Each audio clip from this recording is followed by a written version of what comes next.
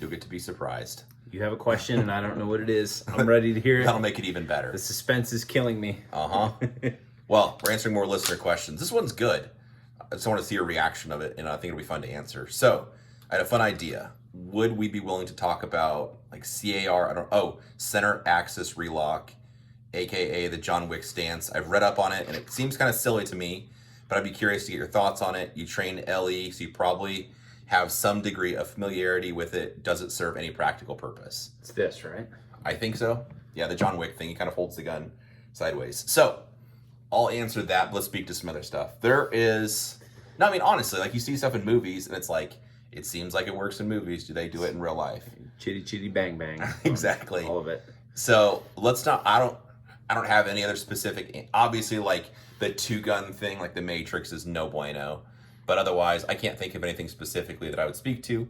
But we should just talk about what military and law enforcement training looks like. How much is it different from regular practical shooting or any special? I know nothing about tactics, and all I do is just teach the marksmanship stuff. So just like holding the gun straight, holding the gun the best you can, and being fast and accurate at targets. Yeah, I mean, military and law enforcement shooting training looks exactly like any other shooting training that you would see. So, like if I'm going to any of those places, right? Like I am just looking to teach them how to shoot faster and be more accurate. Not just standing still, but like on the move. Like it's obviously in depth, but yeah, I don't think it looks any different than teaching anyone else. Yeah, so from my perspective, you didn't know I was going to spring this on you. From my perspective, me teaching, whether I'm on a military base or law enforcement or just an open enrollment class for people, maybe they use a gun for work, maybe they're just interested in competition, the material is essentially unchanged. The verbiage might be a little bit different for a few things. That's the thing that might change a little bit here or there. But, so maybe, again, like I've never used a gun for real, not military, law enforcement, or anything, but give some suggestions about engagement strategies and that type of stuff, some stuff I have knowledge of. But otherwise, the actual mechanics of how you grip the gun, again, like moving around with the gun, stance, grip, all that stuff would be the exact same way that a practical shooting class is set up just for somebody that wants to shoot USPSA or IPSC or PCSL, any of IDPA, any of the practical shooting sports.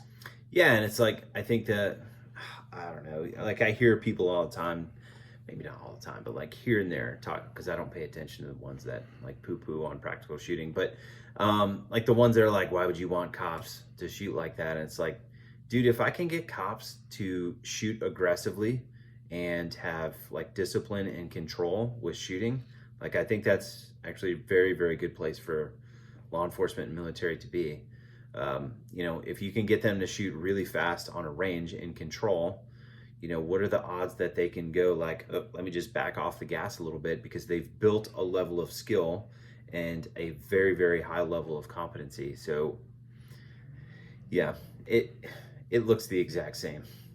Yeah, so other shooting stuff. Any of the techniques you see in movies, at least speaking for myself, is nothing that I would, like the John Wick stance or the two-gun stuff, or like, by two, I mean shooting like a pistol with each hand, all that kind of stuff in the movies isn't real life or anything I would do.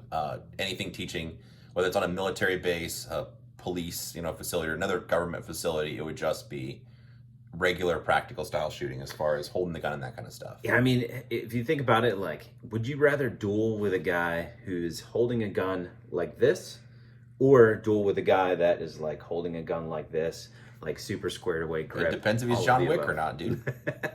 Give me the John Wick guy any day. All right, that's pretty bold. Any day. All right, well, we answered that one pretty quick. I've got one more question. How are we filming ourselves, and how do we basically see where everything's falling apart? So please make a video on self-assessment. Mm-hmm. So there's a couple different, and he's asked other questions, like during dry fire, live fire, and competitions. Do we do a tripod, a drone, something else? Some people have cameras on their hats, those mini GoPros, cameras, something else. This person says, I suck at shooting. I need to see how I'm falling apart. And so he's asking how best to film his shooting or analyze what's happening in practice. Mm-hmm. this could be a super long video. So in my opinion, it's like you have to kind of know what you're looking for to begin with, right? Like if you, a good example, maybe you think that you have firing hand tension. Like as you shoot the gun, it lifts, and then when it returns, it does something like this. It kind of bounces like this instead of just like lifting and then returning. If you thought that you had firing hand tension, like a good like camera setup might be your iPhone on a tripod directly to the side of the gun, so you can like play it frame by frame and then watch like how your, not only like how your finger interfaces with the trigger, what your hands do on the gun, and then the behavior of the gun. That's an easy one to talk about. But if you were thinking about something like movement or things like that, like it could be a little bit harder to look for stuff like that. At least if you aren't used to looking for things like that. Yeah, If that makes sense. Yeah. Well, I do digital coaching. I guess shameless plug, pstg.us, me and a couple of my business partners. So I'll often look at somebody's video that maybe I've never seen them shoot before, or somebody I don't know. So I'll give you a rule of thumb. If this would apply for either a match video or a practice video. I'm less interested in somebody that does something wrong one time, more interested in trends. Yep. For example, let's say gun handling, all the draws look pretty good, but one draw, there's 6 stages, one draw was total crap. Like they kind of fumbled around with the gun. But the 5 other stages, draw looked totally fine. I'm less interested in the one time they messed up a draw or dropped a magazine. Instead, I'm looking for repeated issues. So it is a little bit tough if you don't know what to look for. Like you said, it helps if you have some idea. Yep. But ideas of things to look at would be, from a practical shooting sense, is the gun up when you get to the position? Or do you kind of get there with your guns low, you see the target, then you bring the gun up to eye line? You could look at your stance every time you start and stop. The rules I like are feet spread apart, knees bent, in a wide aggressive stance where you're ready to move. You could just watch the video. Let's say I'll use a USPSA match footage, 6 stages. You could just watch your feet, maybe like from your knees down, for every run through. And you're just watching your feet, be like, what's your stance look like? All of a sudden you notice you're really off balance a lot. You do a lot of shooting standing on one foot, and it's easier to pick those things out. The opposite view of that would be if you watch somebody's match footage or watching your own match footage. I could be, what's the gun doing there? Hey, what's about their shoulder? Hey, what about their feet? What does their firing hand do? What does the gun look like? And if you kind of ping pong around between all those things, it'll be tough to pick things out if you don't kind of have I guess maybe a careful eye or a trained eye from looking at stuff more. Mm-hmm. So then it's really tough to have stuff get past you. Instead, if you just watch the feet the whole time, maybe you're watching for tension, just looking at your shoulders and kind of upper body. Does it look like your shoulders go up, your head goes down, or a lot of tension up here, which is super common? Mm-hmm. Does it look like you're shoving the gun hard at the targets for target transitions? Does it look like the gun's flying out of your hands because you're not hanging on to it hard? Mm-hmm. So just kind of some examples. Yeah. I think the majority of the time you can get away with just like an iPhone on a super duper cheap tripod. Like you don't need to spend a ton of money on it. Yeah. Some of the videos that I find interesting too is when people have hat cams on, mm-hmm. and they're doing a bunch of transitions. I think something pretty common that you'll see there is they'll do something like, maybe they are doing transitions, like you get to this target and you'll watch the gun go bop, and then you'll see like the head start to pull off of the target as they're shooting the second round, and it's like, that's an Alpha Charlie. Yeah. Pretty actually easy to see. Yeah. Once you see it, once you know what you look for. It. Yeah. 100%. So yes, to speak to the camera stuff, I agree with you.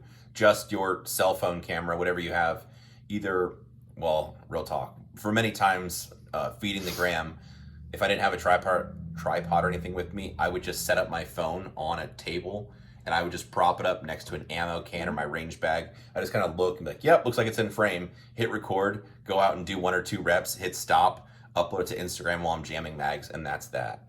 So you don't need to really have anything special. Otherwise, if you're training with a friend or at a match, just ask one of the homeboys in your squad to video you.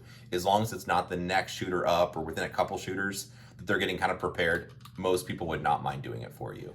So then they could just video you, and normally people ask like, oh, do you want this for the gram, so vertical or horizontal for YouTube? And then you just tell them, hey, you video me shooting, they'll video it, and then you can check it back. Yeah. Otherwise, like you said, the hat cam, there's a bunch of different brands. I think the Insta 360 is the one people like. I've got a GoPro that I've had forever. Yeah, that's what I use is the GoPro. But whatever you have, some amount of hat cam is super helpful because, like you said, you can see how long the gun dwells on the targets before you start shooting.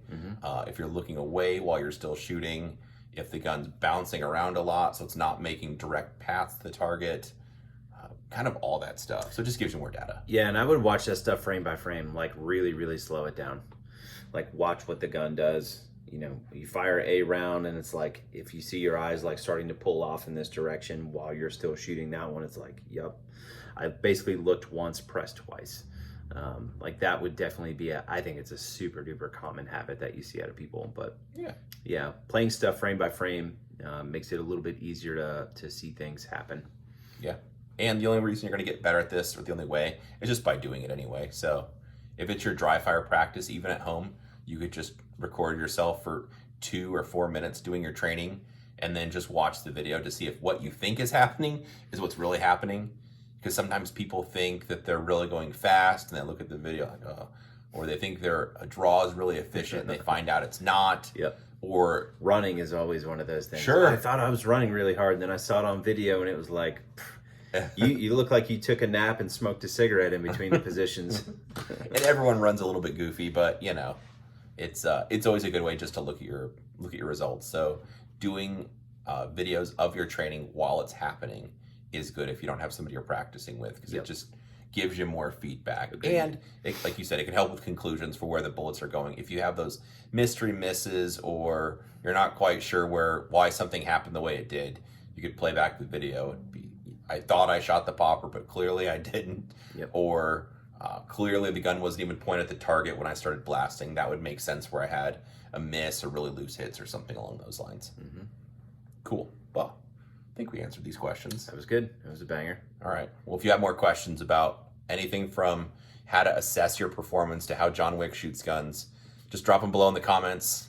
We will get your questions answered. We appreciate you watching. Like, share, subscribe, all that stuff, I guess. Thanks, guys.